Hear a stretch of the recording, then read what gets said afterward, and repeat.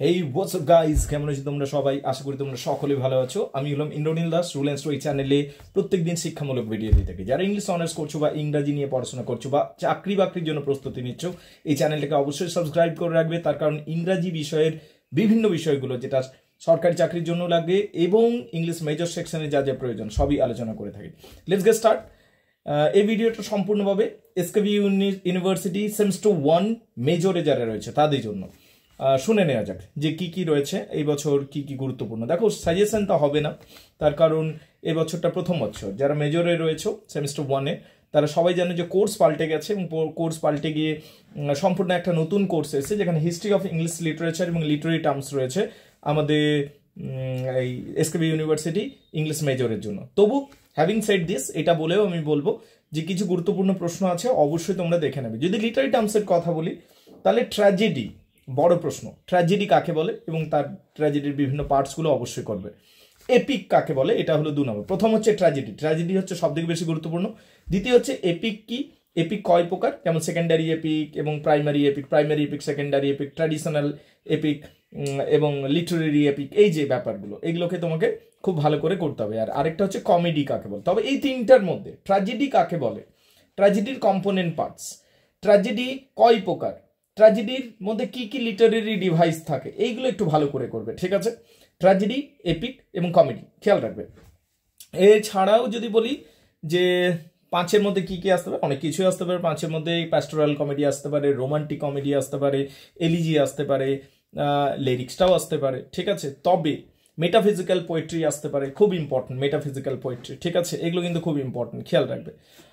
আরেকটা কথা বলতে চাইবো যেটা খুবই বেশি গুরুত্বপূর্ণ, এলিজি। এলিজি দুঃখের কবিতা, খেয়াল রাখবে। Metaphysical poetry, meta plus physics, beyond the body কনসেপ্টটা পাওয়া যাবে, যেমন জন ডান, ওখানে আমরা পাবো জন ডানের কবিতা দ্য সানরাইজিং, এই সমস্ত কবিতাগুলো বুঝতে পারলে খুব গুরুত্বপূর্ণ মেটাফিজিক্যাল পয়েন্ট। আরেকটা বলবো যেটা আমার মনে হয় ব্যক্তিগত স্তরে খুব গুরুত্বপূর্ণ, সনেট। সনেট কাকে বলে? This is dam important guys. 14 লাইনের কবিতা, উপরে 8টা লাইন, নিচে 6টা লাইন। উইলিয়াম শেক্সপিয়ার সনেটে প্যাটার্ন পাল্টে ফেলেছিলেন, মনে আছে যদি তোমরা মনে করতে পারবে, যে উপরে 4টা লাইন, তারপর 4টা লাইন, তারপর 4টা লাইন, শেষে 2টো লাইন পড়ে থাকবে। এই যে 4টা লাইনকে বলা হয় এক কোয়ার্টেন্ট, তাহলে 3টে কোয়ার্টেন্ট, শেষে কাপলেট, এই ব্যাপারটা। তাহলে এইগুলো হলো গুরুত্বপূর্ণ বিষয়। শর্ট কোয়েশ্চেন কি আসবে কেউ জানে না, বহু ধরনের শর্ট কোয়েশ্চেন আসতে পারে, ঠিক আছে? এবারে যদি হিস্ট্রি অফ ইংলিশ লিটারেচার বলি, বিউল্প থেকে প্রশ্ন আসবে, ধরতে পারো, ভেরি ইম্পর্টেন্ট। স্টোরি অফ বিউল্প আসতে পারে, বিউল্প অ্যাজ এপিক অর নট, এটাও আসতে পারে, ঠিক আছে? অ্যাংলো স্যাক্সন হিরোইক পোয়েম আসতে পারে, yeah that's very important. Anglo Saxon elegy খুবই গুরুত্বপূর্ণ, মানে অ্যাংলো স্যাক্সন যুগে দুঃখের কবিতা কি কি লেখা হয়েছিল। বলা যেতে পারে কিং আলফ্রেডস কন্ট্রিবিউশন বা অ্যাংলো স্যাক্সন প্রোজ, এগুলো খুব গুরুত্বপূর্ণ। অ্যাংলো স্যাক্সন রিলিজিয়াস পোয়েমস, এইটা বা অ্যাংলো স্যাক্সন রিলিজিয়াস পোয়েট্রি গুরুত্বপূর্ণ। অ্যাংলো নর্মান রিলিজিয়াস পোয়েট্রিও গুরুত্বপূর্ণ বটে, তবে সেটা বড় তো আসবে না, কারণ অ্যাংলো নর্মান যুগে ম্যাট্রিক্যাল রোমান্স, খেয়াল রাখবে, রিমেম্বার ইট, ম্যাট্রিক্যাল রোমান্স এবং কি অ্যালিটারেটিভ রোমান্স, এইগুলো বেশি গুরুত্বপূর্ণ বড়োর জন্য, ঠিক আছে? আর যদি বলি আর কি কি আসতে পারে, দেখো university wits, very important. University wits খুবই গুরুত্বপূর্ণ। তাছাড়া বড়োর জন্য university wit, development of drama, কীভাবে ড্রামা ডেভেলপড করলো, উন্নত হলো। এলিজাবেথেন সংস অ্যান্ড সনেটস খুবই বেশি গুরুত্বপূর্ণ। এলিজাবেথেন সংস অ্যান্ড সনেটস এগুলো হলো বড়।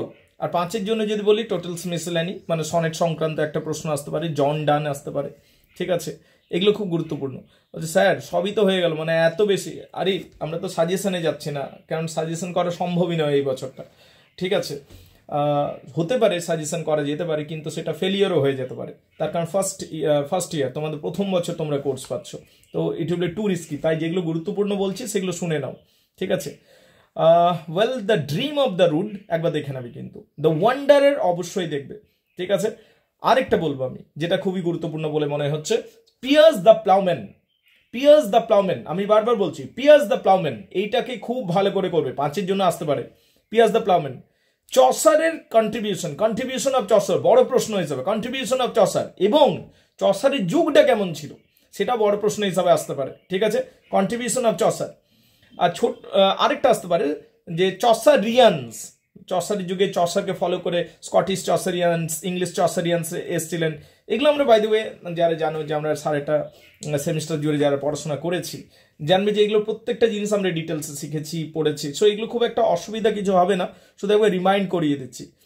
5 জন্য ক্যান্টারবেরি টেলস খুবই গুরুত্বপূর্ণ। গর্ভডাক আসতেও পারে। স্যার থমাস ম্যালোরি দেখে নাও হয়েছে কিনা, ঠিক আছে। ওয়েল, আরেকটা বলতে চাইবো আমি, ডক্টর ফস্টাস, এভরিম্যান এবং দ্য ফিনিক্স। তাহলে কি ডক্টর ফস্টাস, এভরিম্যান এবং ফিনিক্স এইগুলো হলো গুরুত্বপূর্ণ। তাহলে যদি এসকেবি ইউনিভার্সিটির গুরুত্বপূর্ণ প্রশ্ন চাইছো, আমার মনে হয় এইগুলো অবশ্যই করা দরকার। এইগুলো করার পরেও আরও কিছু প্রশ্ন কিন্তু রয়ে যায়, কিন্তু খেয়াল রাখবে, তোমাকে সেগুলো একটু মাথায় রাখতে হবে, ঠিক আছে। Social history of at the age of Chaucer, চসারের যুগে সোশিয়াল হিস্ট্রিটা কেমন ছিল, ঠিক আছে। জ্যাকোবিয়ান ড্রামা সম্বন্ধে একবার দেখে নেবে। এডমন্ড স্পেন্সার খুব গুরুত্বপূর্ণ, ঠিক আছে। এডমন্ড স্পেন্সার খুব গুরুত্বপূর্ণ। Sir Philip Sidney, yeah that's important guys. Sir Philip Sidney important বটে। স্যার ফিলিপ সিডনিকে মনে আছে তো, ঠিক। তো এইগুলো অবশ্যই কিন্তু তোমরা তাহলে দেখে রাখছো। হোপফুলি এইগুলোর মধ্যে প্রশ্ন এসে যাওয়া উচিত। এগেন এত কিছু বললাম, কিন্তু খেয়াল রাখবে কয়েকটা নির্দিষ্ট প্রশ্ন রয়েছে যেটা তুমিও উপলব্ধি করতে পারছো, এটা আসতে পারে মনে হচ্ছে, সেইগুলোকে একটু বেশি গুরুত্ব দিয়ে দেখবে। আমাদের সেমিস্টার ওয়াইজ পড়াশোনা চলে, SKB university, Sidhu Kanu Birsa university. দেখো প্রথম থেকে যদি পড়ো এগুলো চাপ হয় না, কিন্তু সেমিস্টার সিস্টেম আমরা একটু ফাঁকিবাজি করি প্রথম দিকটা। তবে ঘাবড়াও না, এটা সবারই একই হাল এখন, ঠিক আছে। শেষ দিকটাতে একটু মন দিয়ে পড়তে হয়। এই সময়টাকে তোমরা মানে হয়তো 7 দিন 8 দিন রয়েছে তোমাদের হাতে, এই সময়টা কাজে লাগাও। এবং এই সময়টাতে পড়লেও এখনো সব কিছু রপ্ত হয়ে যাবে। ভিডিওটা পারলে শেয়ার করো বন্ধুদের গ্রুপে। It's going to be really productive and great help for everyone guys. Thank you very much indeed guys.